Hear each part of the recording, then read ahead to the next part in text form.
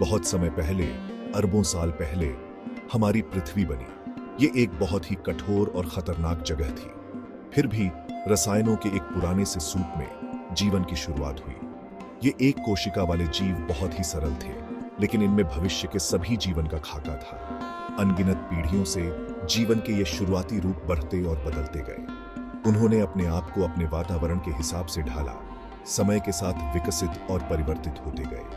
Evolution का यह process आज हम जीवन की जो अविश्वसनीय विविधता देखते हैं, उसके पीछे ड्राइविंग फोर्स है। इन सिंपल बिगिनिंग से लेकर आज हम जो कॉम्प्लेक्स लाइफ देखते हैं तक का सफर एडेप्टेशन और सर्वाइवल की कहानी है। समय के अकल्पनीय खिंचावों पर पृथ्वी पर जीवन को अनगिनत चुनौतियों और अवसरों का सामना करना पड़ा। प्रत्येक चुनौती ने नए अनुकूलन को जन्म दिया और प्रत्येक अवसर ने जीवन के नए रूपों को जन्म दिया। यह धीमी क्रमिक प्रक्रिया एवोल्यूशन की नींव है। यह हर जीवित प्राणी के डीएनए में लिखी एक कहानी है, एक ऐसी कहानी जो आज भी खुल रही है। नॉन लिविंग मैटर से लाइफ का इमर्जेंस अभी भी एक रहस्य है। हालांकि हम जानते हैं कि जीवन के ये प्रारंभिक रूप ऊर्जा का उपयोग करने और खुद को रेप्लिकेट करने में सक्षम थे। प्रजनन करने और आनुवंशिक जानकारी को आगे बढ़ाने की यह क्षमता जीवन के लिए मौलिक है। जैसा कि हम जानते हैं, जैसे जैसे ये प्रारंभिक जीव प्रजनन करते थे, वे अपनी संतानों में छोटे छोटे बदलाव लाते थे। इनमें से कुछ परिवर्तन फायदेमंद थे, जिससे संतान के बचने और अपनी बारी में प्रजनन करने की संभावना बढ़ गई। प्राकृतिक चयन की यह प्रक्रिया एवोल्यूशन का इंजन है, जो जीवन के नए और अधिक जटिल रूपों के विकास को आगे बढ़ाती है। लाखों वर्षों में ये एकल कोशिका वाले जीव विविधतापूर्ण हो गए। उन्होंने जीवन के नए और अधिक जटिल रूपों को जन्म दिया। एवोल्यूशन की इस प्रक्रिया ने बहुकोशिकीय जीवों के विकास का मार्ग प्रशस्त किया, जिससे आज हम पौधों और जानवरों की अविश्वसनीय विविधता देखते हैं। एक कोशिका से एक जीवित जीव की अविश्वसनीय जटिलता तक की यात्रा एवोल्यूशन की शक्ति का प्रमाण है। यह एक ऐसी कहानी है जो हमें जीवन की उत्पत्ति को समझने के लिए मोहित और प्रेरित करती रहती है। अरबों सालों तक जीवन समुद्र में फलता फूलता रहा। फिर एक महत्वपूर्ण पल आया। कुछ साहसी प्राणी जमीन की खोज करने लगे। ये पहले टेट्रापॉड थे, 4 अंगों वाले जानवर जो बहादुरी से तटों पर निकल आए।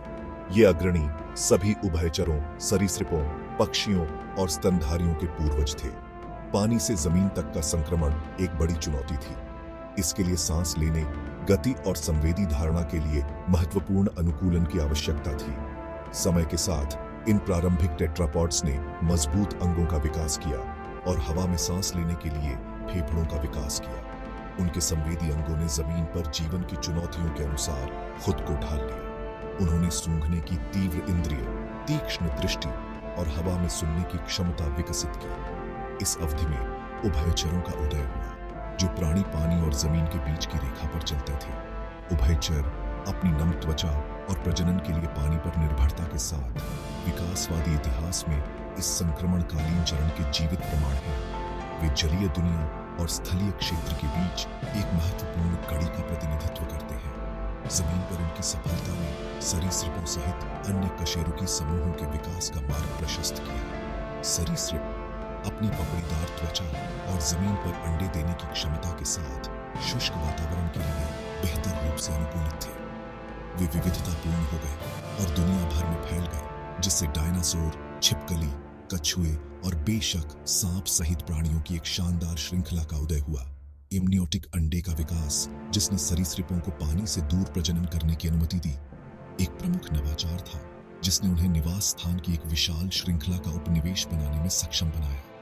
इस अनुकूलन ने स्थलीय कशेरुकियों के विकास में एक महत्वपूर्ण कदम चिह्नित किया। सांप अपने बिना पैर वाले शरीर और गति के अनोखे तरीके के साथ शुरुआती छिपकलियों से विकसित हुए। इस संक्रमण में अंगों का धीरे धीरे नुकसान और एक लंबे लचीले शरीर का विकास शामिल था। इस अनुकूलन ने उन्हें नए निवास स्थानों का शोषण करने, बिल्लों में शिकार का शिकार करने और घने अंडरग्राउंड को नेविगेट करने की अनुमति दी।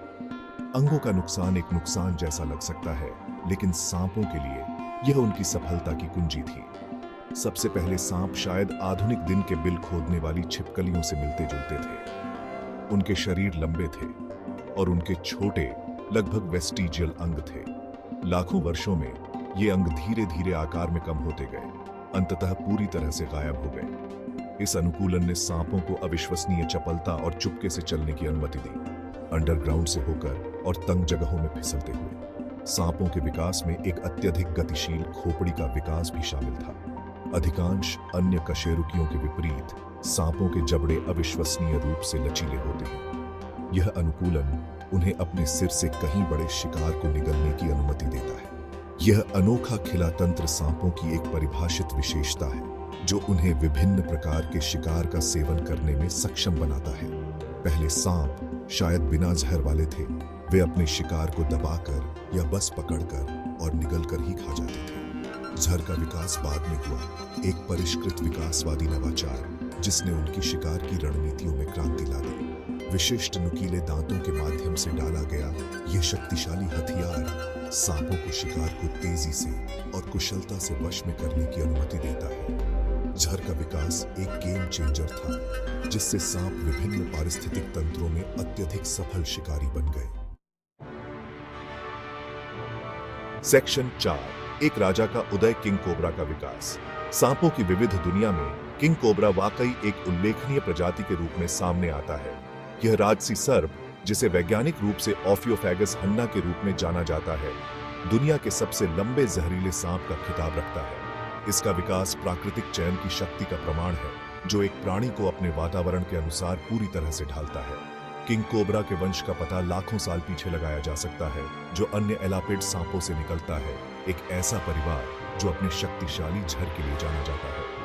किंग कोबरा का विकास अनुकूलन के एक सूट की विशेषता है जो इसे एक दुर्जय शिकारी बनाता है। इसका बड़ा आकार, औसतन 10 से 13 फीट लंबाई, इसे विभिन्न प्रकार के शिकार का शिकार करने की अनुमति देता है, जिसमें अन्य सांप, छिपकली और छोटे स्तनधारी शामिल हैं। इसका झर न्यूरोटॉक्सिन का एक जटिल मिश्रण बड़े स्थिर नुकीले दांतों के माध्यम से डाला जाता है।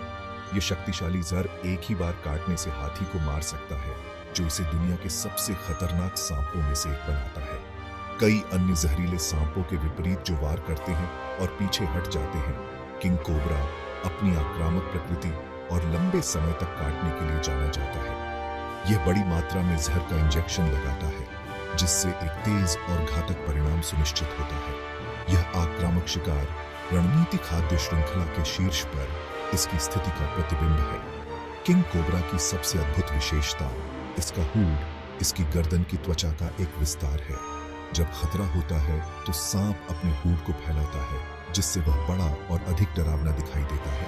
यह प्रदर्शन अक्सर हिसिंग और एक खड़ी मुद्रा के साथ संभावित शिकारियों के लिए एक शक्तिशाली निवारक है। यह उल्लेखनीय अनुकूलन जानवरों के जगत में दृश्य संकेतन की भूमिका पर प्रकाश डालता है। सेक्शन 5, एक घातक शस्त्रागार, जहर का विकास। जहर, विषाक्त पदार्थों का एक शक्तिशाली मिश्रण, ने कई सांप प्रजातियों की विकासवादी सफलता में महत्वपूर्ण भूमिका निभाई है। यह जटिल अनुकूलन सांपों को शिकार को तेजी से और कुशलता से वश में करने की अनुमति देता है। जहर का विकास काम पर प्राकृतिक चयन का एक आकर्षक उदाहरण है, जो एक प्राणी के जीव विज्ञान को अपने अस्तित्व को बढ़ाने के लिए आकार देता है। सांप का जहर सांप के सिर में स्थित विशिष्ट ग्रंथियों में पिदा होता है। ये ग्रंथियां नुकीले दांतों, खोखले या नालीदार दांतों से जुड़ी होती हैं, जो जहर को शिकार में पहुंचाती हैं। जहर की संरचना सांप की प्रजातियों के बीच व्यापक रूप से भिन्न होती है, जो उनके विविध शिकार और शिकार की रणनीतियों को दर्शाती है। कुछ जहर मुख्य रूप से न्यूरोटॉक्सिक होते हैं, जो तंत्रिका तंत्र पर हमला करते हैं और लकवा का कारण बनते हैं। अन्य हेमोटॉक्सिक हैं, रक्त के थक्के को बाधित करते हैं और बड़े पैमाने पर आंतरिक रक्तस्राव का कारण बनते हैं। माना जाता है कि जहर का विकास मौजूदा लार प्रोटीन के संशोधन से शुरू हुआ था। ये प्रोटीन, जो शुरू में पाचन में शामिल थे, धीरे धीरे अधिक विषाक्त रूपों में विकसित हुए।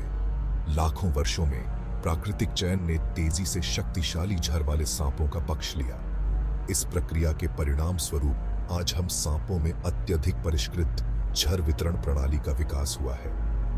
जहर का विकास सांपों के लिए एक गेम चेंजर था, जिससे वे नए खाद्य स्रोतों का शोषण कर सके और प्रतिद्वंद्वियों को पछाड़ सके। यह शक्तिशाली हथियार उनकी चुपके से शिकार करने की तकनीकों के साथ उन्हें विभिन्न पारिस्थितिक तंत्रों में अत्यधिक सफल शिकारी बनाता है।